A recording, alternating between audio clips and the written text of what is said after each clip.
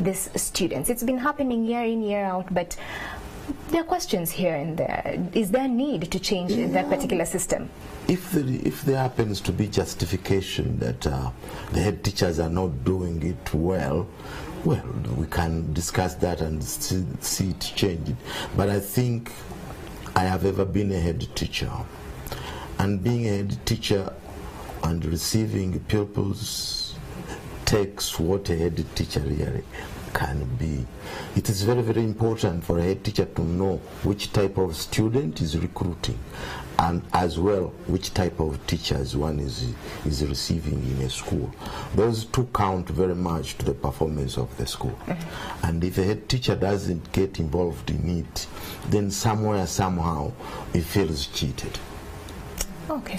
Speaking as a head teacher, I also would like to include Ms. Goret in the conversation by asking one thing. You do mention the fact that the children will be selected by codes, not by name.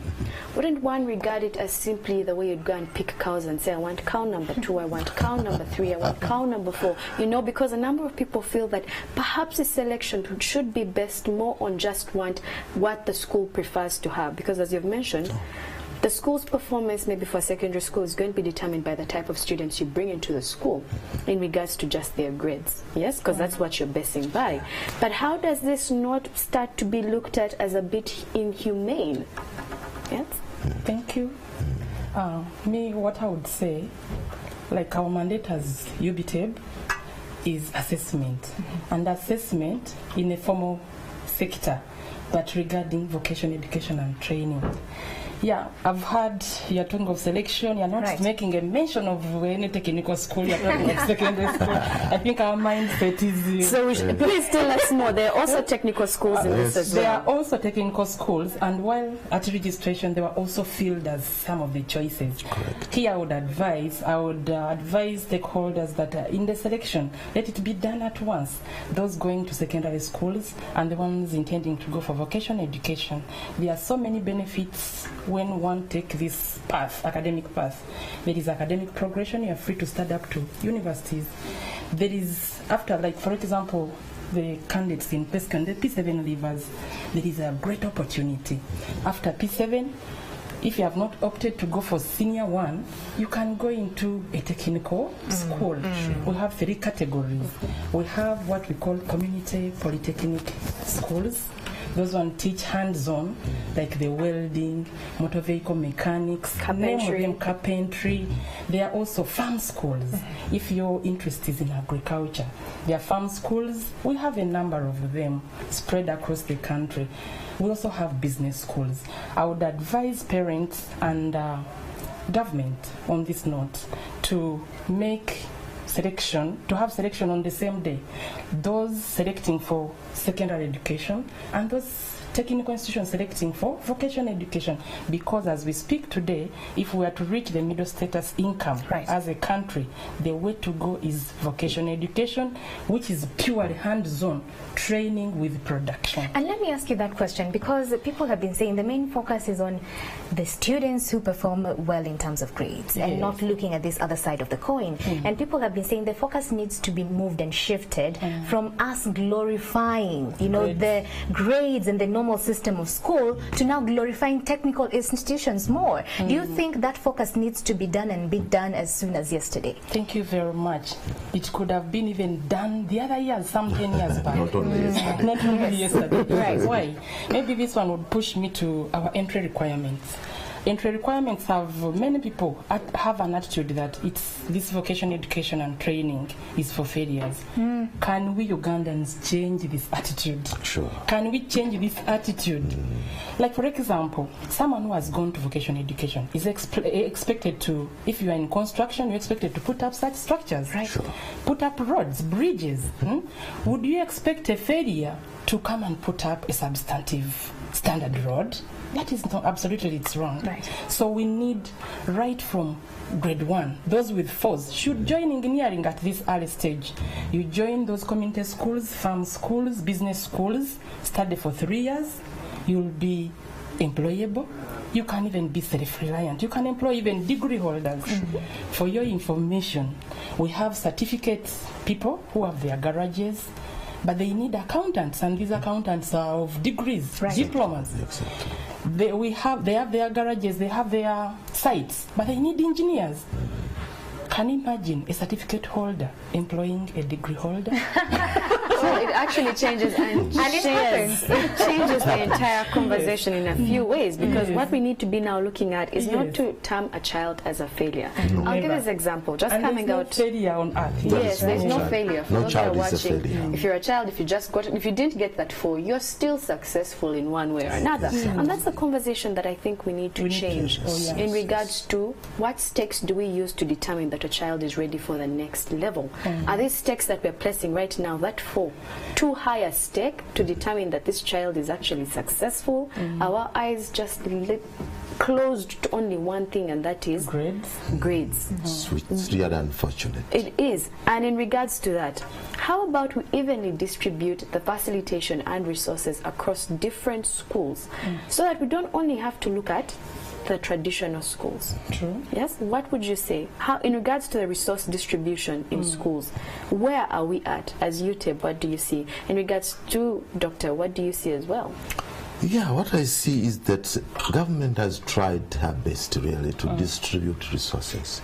If you went across the country, just like she was stating, we have put up technical schools, community polytechnics. These schools are spread all over the country. True. It's only unfortunate that many of them are empty. They are very empty. Because of the mentality, the attitude, the parents don't want to take their children to such schools. And they are all concentrating at Ibudo, they are concentrating at Namagunga, which is taking a lot of effort.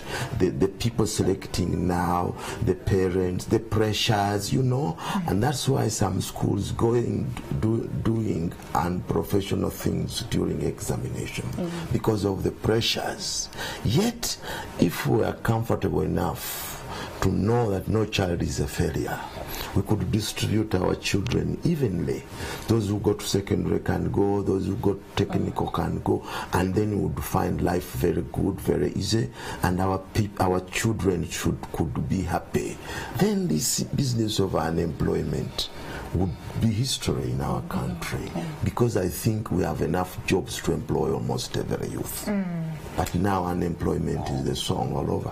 Let me ask you a question. Yes, maybe you can answer, then we get back to him. To little, she had asked about distribution of resources. We are so happy for the government. Across the country, in each and every sub-county, we have a technical school at least. But to your disappointment, reach these institutions, facilities are there, equipment are there, but the guts for parents to take these students, maybe there is no sensitization, maybe they are ignorant that such institutions happen. This is where we need to really create public awareness in any form. We thank for this kind of free-to-air. We need to create public awareness so that people get to know that such facilities, such institutions, such opportunities prevail. Right. Yeah, but at least in terms of funding, the funds are there. Maybe my appeal would be to government, like government is funding government institutions, those constructed by the government. However, we have private institutions, but they are contributing the same way like government institutions. I would appeal to government to extend funding to even these private institutions so that we all produce a whole person. Right. Yeah. Let me ask you a question. Of course, the conversation has been, and this is not just during this time where we have PLE. Even when we have conferences here at Serena Hotel, some of which we actually moderate, the conversation has been, and most business captains agree with this, and they always propose this, that there is a dire need of the change of the education system in Uganda. Do you agree with it, Doctor? I agree with it, but change how? They're saying that the current system is just promoting children to cram and to duplicate the same in the examinations to get the perfect grades. But these children do not learn. The education system does not promote holistic learning. It is just about the classroom and not about the football pitch. It's just about the classroom and not about home science, for example. Competence, the passions of these particular children. Do we need to change these systems, Doctor? We need to change this system. The teaching methods have really to change. Because what I have to add on this is that our curriculum is complete and it provides for all this. Yes. And fortunately, when it comes to implementation, the teaching, some areas are forgotten. To teach a holistic person, you must cater for the 3 domains: the cognitive domain, the affective domain, and the psychomotor domain. Now, cognitive deals with the brain. Affective deals with the social element, that man is a social animal who is supposed to live with one another. The love, the share, care, and love. Then the third, psychomotor, deals with the body, the physical body. So this is where you have sports and games and so on. All these are not taught, and the teachers have concentrated on the cognitive. Just knowledge and remembering. Knowledge and remembering. And then our assessment system goes in for that. Yeah. Even the selection system. Now the selection system is best based on grades. that. That's exactly where we have gone wrong. And we need to go back to the drawing board and see how best we can compel our teacher to teach the holistic curriculum as it was set by the NCDC. I strongly agree with such, where they suggest that we need to change, to overhaul our education system. Indeed, we need to. Like doctors told us, the whole person is supposed to be developed in those 3 domains, like he has said. However, the cognitive, where most of us, and where even the selection is based, accounts for only 30%. The 70% must be hands-on. Exactly. It's hands-on which will create the skills. It's hands-on which will develop one's competence. And one's competence is simply what can you do, and what you can do is what the employer wants to see. Right. But does the employer ever ask that? In the interviews. In the interviews, Sometimes they don't. that's where the weakness is now. They ask for papers. Yes, we ask for papers, which is also good, because it is like in vocational education, it is this knowledge which we've said the 30%, which we convert into a skill. You come and apply it. Like they have taught you how to ignite a car, for instance. You have done it theoretically, now you come out and in the garage and put your hands on, and we see how best it works. This will uplift our communities, it will uplift our country, and it will take us to a middle status income which we struggle to achieve. Okay, in regards to the fact that we're trying to get to the middle status income, every parent wants the best for their child at the end of the day. When they put them through education and the education system, it's that maybe we want the child to get the best out. But let's look at the parent in all of this, because the parent is somewhere in this this equation. Where does the parent come in? Because yes, we've seen the teacher, we've seen the child, and then the parent. Because there's the parent saying, I want my child to go to just this traditional school. I want this one. If the child doesn't get this one, the child is ruined. The child has failed. Once again, the word failed comes around. So how do we change the parents' perception of all of this as we wrap up? Thank you so much for that. I think that's what we call attitudinal change. We need to change attitudes of parents. Let not parents choose for these candidates. Can we begin seeing the good things in our students, in our children early enough? What is the child good at? We find our children on phones. Just know that person wants to become an engineer, but you are forcing look out. Every other time you are forcing him to go for law. Read this literature. But every other time you are seeing someone is fixing radios, fixing this. Just know the line of that candidate which you should promote is that engineering bit. I think our parents, we need to change our attitude. Can we look for the best for our children? Yes, we want papers, good, but after papers, then what? Good. Can we change our way of thinking? And right now, dear parents viewing, if your child didn't score a 4, that child is not a failure. If this child didn't score 12, this child has certain other things she's capable of doing. Don't condemn this child and don't cry false thinking that's the end of the world. No, there are still many other avenues for this child to be successful. Right. And just as we come to a close, Doctor, I'd like you to break it down for us. What exactly happens in the selection process? What happens in the selection process is that they get the results of these candidates. And then the schools start looking for those candidates who put first choice in their schools. The head teachers look for students who put first choice in their schools. After getting the pupils who gave you first choice, then you consider their performance. And after considering their performance, if your school, for example, is a high class, then you look for those who scored 4. Do they come to the number? Because every school has a ceiling. So you consider the ceiling for your school in comparison with those who scored 4. If they don't make the number, then you go to those who scored 5. If they don't make the number, you go to those who scored 7. Now, if you go to those who scored 7 and your number is to the brim, you start selling. That is what they call selling. Trading off. Yes. You sell. You can sell those who have performed very well, especially candidates who have scored first grades are normally sold, and they are normally sold to their second choice.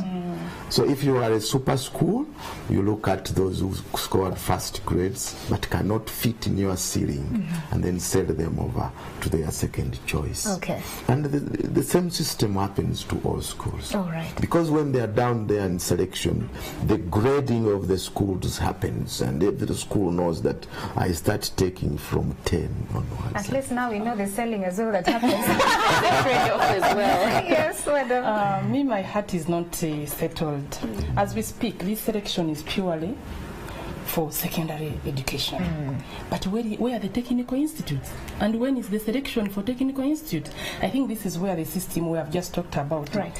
I think we have set a very wrong pace. If I'm not mistaken, yes, the technical schools are also considered. Are they? Yes, they are. If I'm not mistaken, because the candidates apply accordingly. There is a section for secondary schools in application. The application, it is called Form X, I think. And then the second one is where you want technical schools, secondary. So it's actually there. It's actually there. And then they categorize them. But the unfortunate thing is that as they select, technical schools take those who have really scored. Keep saying so the last ones who are not taken at any one point. At anyone, yes. Are the ones who are given. That's the unfortunate. That's the very unfortunate bit, and that's why people would conclude.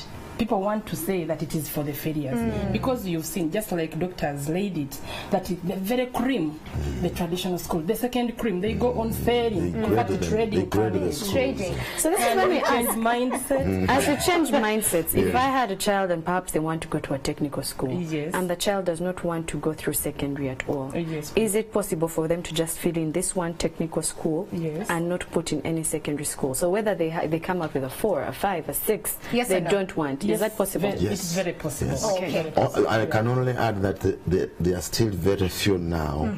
If we could have more technical schools that there are can. Very many. As we speak, yes. At this level, we are talking of community schools. As we speak, we have countrywide. We have 160. 160. Okay. All right. Spread across the country. Thank you so much, Dr. Tony Mukasa Lusambu, Commissioner in charge of Primary Education in the Ministry of Education and Sports, and also Miss Goreti Nyambunya. She is actually examinations officer. I keep on forgetting. Examinations officer at the Uganda Business and Technical Examinations Board. That has been the conversation. Remember, you can be part of this. #Morning at 10 TV across all the social media platforms. Don't go too far. Morning at 10 TV still continues. Thank you.